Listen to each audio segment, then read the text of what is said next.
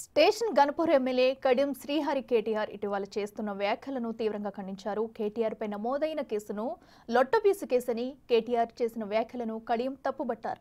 ఈ కేసును కేటీఆర్ లొట్టపీసు కేసు అయితే హైకోర్టు, సుప్రీంకోర్టు బెయిల్ ఇవ్వడానికి ఎందుకు నిరాకరించాయని నిలదీశారు కడియం శ్రీహరి.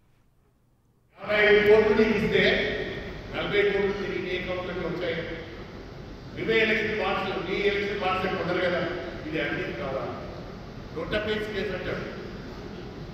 లొట్టపీస్ కేసు లొట్టపీస్ కేసు అయితే ఏసీబీ ఎందుకు విచారణ చేస్తున్నారు?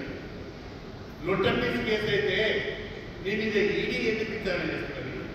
లొట్టపీస్ కేసు అయితే హైకోర్టు ఎందుకు ప్రభుత్వం పెట్టిన కేసు సమర్పిస్తున్నది?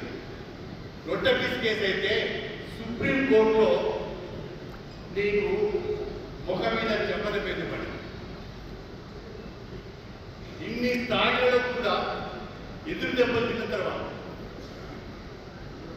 తప్పు జరిగింది, అవినీతి జరిగింది, నిబంధనలు ఉల్లంఘించారు, సాక్ష్యాధారాలు ఉన్నాయి, ప్రాథమిక దర్యాప్తు జరగాలి, దోషి ఎవరు తేలాలి అని చెప్పి హైకోర్టు, సుప్రీంకోర్టు చెప్తూ ఉంటే లొట్టపీస్ కేసు అంటే ఇంతకంటే అహంకారం ఏదైనా ఉంటుందా? ఇంతకంటే దుర్మార్గం ఏమైనా ఉంటుందా?